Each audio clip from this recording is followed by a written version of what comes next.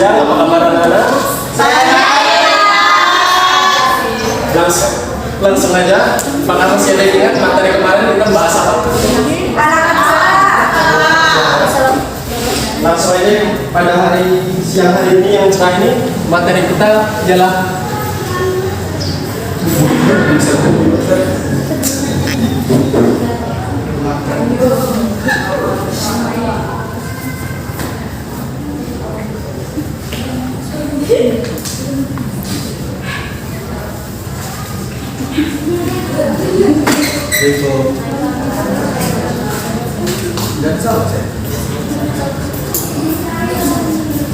materi kita pada siang hari ini ialah ayo kita menjenguk orang sakit.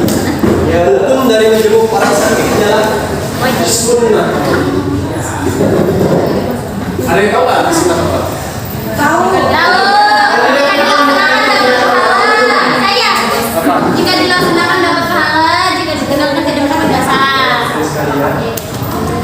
Hukum menjenguk orang sakit ialah sunnah, yang artinya bila dilaksanakan mendapat pahala dan apabila tidak dilaksanakan tidak apa-apa. Yang pertama yang menjadi bahasan kita berapa persen?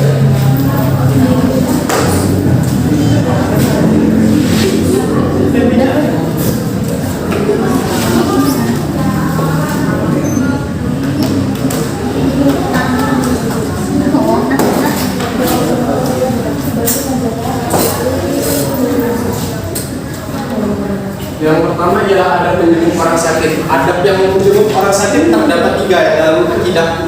Yang pertama ialah memberi salam, mengetuk pintu, memberi salam, assalamualaikum, lalu menjabat tangannya dengan perlahan, lalu mendoakannya. Bapak akan mengajarkan doanya pada kalian semua. Ikutin Bapak ya.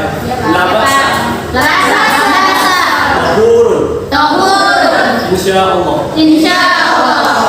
Oh itu labasa tahurun insya Allah. Gitu ya doanya. Itu Bapak udah kirimin ke grup. Kalian bisa hafalkan nanti di akhir pembelajaran bukan Bapak tes yang bisa siapa. Yang berikutnya, adab yang berikutnya ialah mengajukan pertanyaan kecil. Pertanyaan kecil di sini kita bisa menanyakan kondisi orang sakit tersebut. Bagaimana keadaannya? Apakah sudah dirawat berapa lama? Sakitnya sudah berapa lama? Gitu ya. Yang kedua, memberi bimbingan keagamaan. Memberi bimbingan keagamaan itu kita bisa mengingatkan dia. Contohnya, mengingatkan dia sholat 5 waktu jangan ditinggalkan. Lalu sakit itu ujian, berikan bimbingan seperti itu.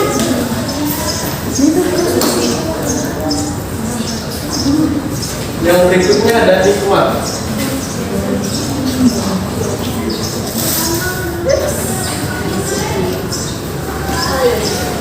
Hikmah sakit bisa dibacakan ya yang Bapak kirim ke kita? Hikmah sakit, Cak, baca Cak. Hikmah sakit. Yang mana dokter? Itu di grup tadi Bapak kirim. 3. Hikmah dari sakit yaitu yang pertama menumbuh jiwa sabar dan tawakal. Yang kedua, menguatkan atau memperkokoh iman seseorang. Yang ketiga, merasakan dan menyadari betapa nikmatnya anugerah sehat. Yang keempat, memperoleh pahala berlipat ganda. Dan yang terakhir, Allah akan mengurangi atau mengampuni dosa si yang sakit. Ya itu kan tadi hikmah sakit yang sudah dibacakan oleh saudari Tasya ya. Hikmah paling utama ditimpanya sakit itu ialah Allah akan mengurangi atau mengampuni dosa si penderita sakit tersebut. Dalam hadis yang diriwayatkan oleh Imam Bukhari, "Ma min muslimin yusibuhu adan min maradin fama siwa illa haqqallahu bihi sayyi'atihi kama taqubbu syajaratu waraqahu." Yang artinya tidaklah seorang muslim itu ditimpa penyakit kecuali Allah akan menggugurkan dosanya bagaikan pohon menggugurkan daunnya. Itu ya hikmah utama dari sakit. Bahasan yang ketiga ialah menghadapi orang yang akan meninggal.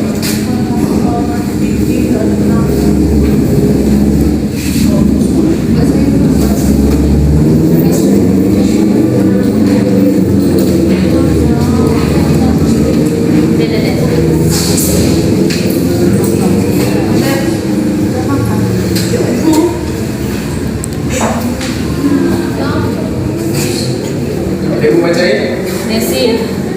Aku sih baca. Ayo Rafa, bisa bacain. Menghadapi orang yang akan meninggal. Di PDF yang Menghadapi orang yang akan meninggal.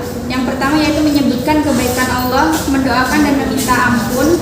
Yang kedua, hadapkan orang tersebut ke arah kiblat. Yang ketiga, membimbing kalimat tauhid la ilaha illallah.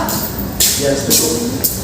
Terima kasih ya, itu yang dibacakan saudara sendiri. Ada tiga hal yang harus dihadapi, yang harus kita lakukan apabila menghadapi orang yang akan meninggal atau sakaratul maut. Yang pertama ialah menyebutkan kebaikan Allah atau mendoakannya agar gampang itu dicabut nyawanya. Yang berikutnya menghadapkan orang tersebut ke kiblat lalu membimbingnya dengan kalimat tauhid la ilaha illallah.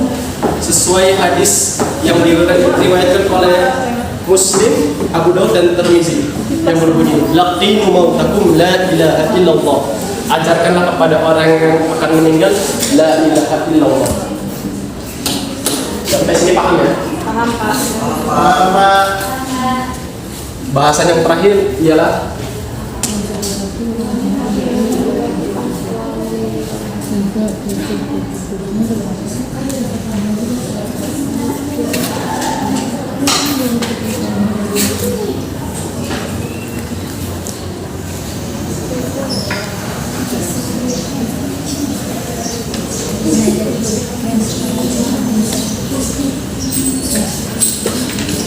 bahasan kita yang terakhir ialah hal-hal yang dilakukan apabila orang yang telah meninggal.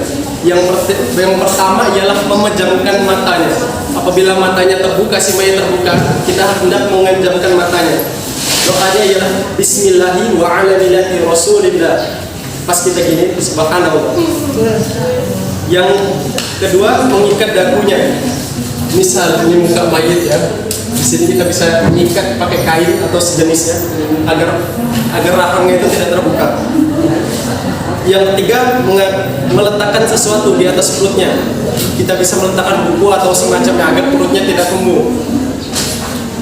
Yang berikutnya, meninggikan tempat si mayit. Kita bisa meletakkan si mayit di atas dipan atau semacamnya. Ini mayit misalnya.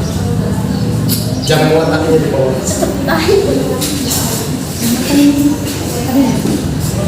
Yang berikutnya, menanggalkan pakaian yang berjahit.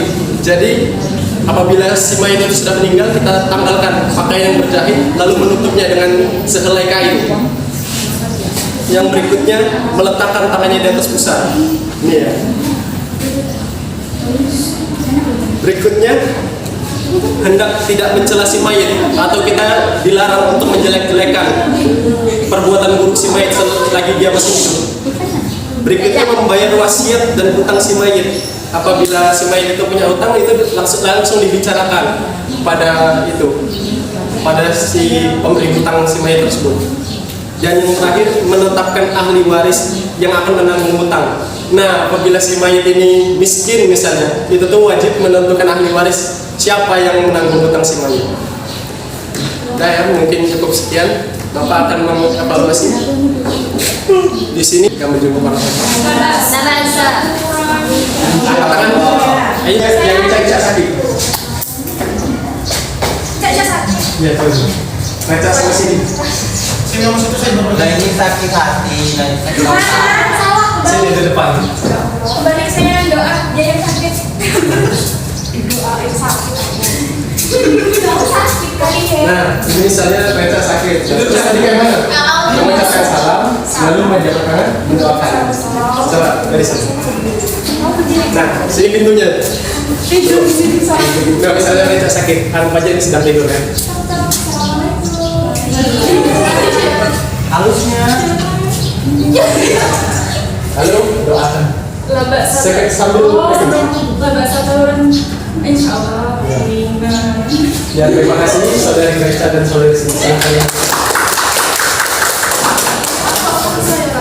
Ya, mungkin cukup sekian ya pembelajaran kita pada hari ini. Di rumah jangan lupa dipelajari materi yang sudah dipelajari hari ini. Baik, Pak. Sekian dari Bapak akhiri. Assalamualaikum warahmatullahi wabarakatuh. Waalaikumsalam.